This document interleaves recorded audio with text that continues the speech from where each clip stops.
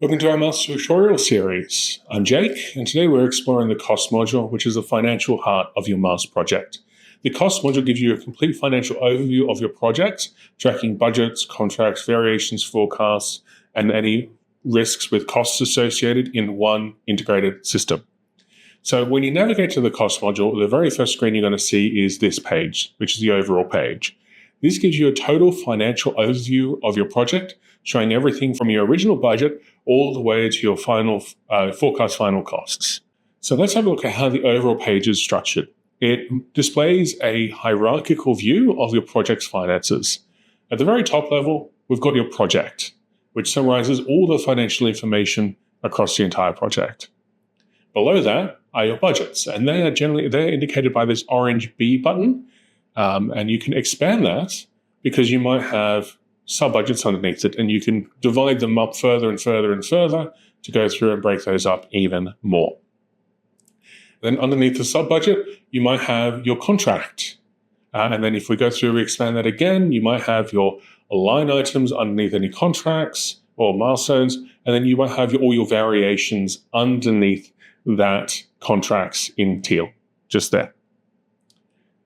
Now, if we go through and move down into something like your contingency budget, you might have any of your forecasts in purple. So those will be your uncommitted forecasts or your contingency forecasts. And then you might also have in yellow any risks that you've sent through from the risk module. So in our previous video, we created this latent conditions risk, and then that went through and was transferred through. But what do all these columns mean? First, we have the original budget column, which is the initial budget that was set for each budget item. Next are our adjustments, which are transfers between budgets or funds that are moved in or out of the project. The budget column is simply what's your original budget plus or minus any adjustments. Next to that, we have got our contract column. Contract column shows any approved contract amounts. Next to it, we've got your variation column, which shows any approved or in-principle variations or change orders if you're in the US. And then the current contract column is simply your contract column plus your variation column. So it gives you what the total approved contract plus variation amount is.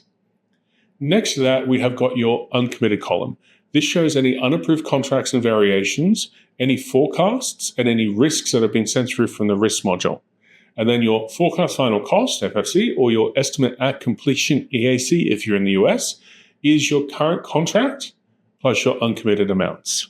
The variance column here is your budget plus or budget minus your forecast final cost / EAC.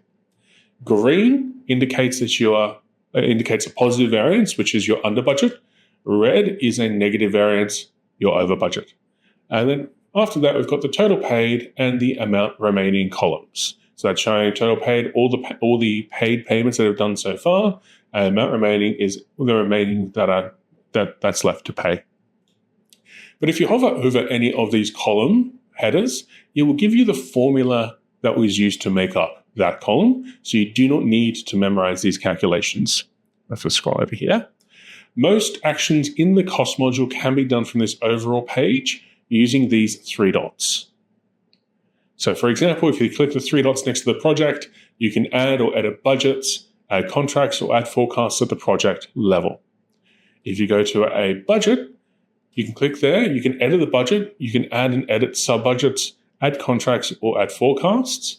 And then if you add a contract, if you click the three dots, you can edit the contract, add any variation, or add a payment. And then if you're next to a line item, you can add variations specific to that line item. If you go to variations, you can go through and add them, or next to a specific variation, you go through and edit it. But you've also got this add button at the very top of the page here. You can use this to go through and add in budgets, contracts, forecasts, variations, or payments directly from this page. However, the benefit of the three dot menus instead of the top add is that it is context aware. It will pre-select the relevant budget, contract, or variation for you when you're going through and creating or editing. So this is going to save you time compared to, say, using this add button, because then you need to go through and manually select the item that you're looking for. Now, you can also go through and create a standard report using this Create Report button. It generates a report on the dashboard that you can edit, change, and export as needed. And next to it, we do have this Export button here. You can either choose the current view, which respects your filters and what you've currently got visible, and it will export it as a CSV. You can also choose All Data, which will export everything and it will not respect your filters at all. Then I've got like a couple more things over here. Reset will change this back to the default setting. You've got Expand All or Collapse All, depending on which one you want to see. Columns, which allows you to select which columns you want to see. As you can see, there are a couple of columns that are hidden by default. You can go through and add those in. And you've also got filters, so you can go through and add in any filters. And if you go to the cog setting, you can adjust display settings like decimal places and also denomination that you want to go through and if you want to set it there. But let's quickly walk through a practical example. Let's say that I want to have a look at my risk provision. I go through and I expand it. Got the risk provision here. And we can go through and we can expand it to see, well, what is actually happening under this risk provision? We can see that we have got some uncommitted amounts in the forecast. You can see just there. We've also got some risks that are there, which is giving us a forecast final cost of $149,500. So, for example, this risk has come through from the risk module, which we can see that. But if you have a look at this variance over here, we can see that it's a red. It's in the negative.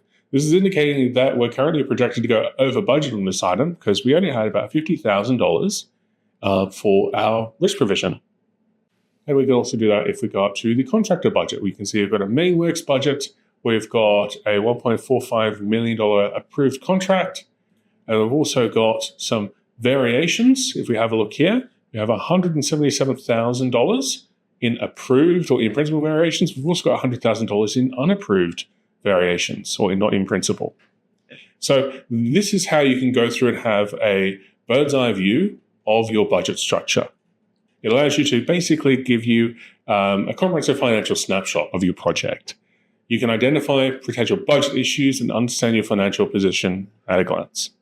So in our next video, we'll be going deeper into managing budgets, showing you how to create, adjust, and organize your budget structure. And so thanks for your time. Thanks for watching, and I hope you have a great rest of your day.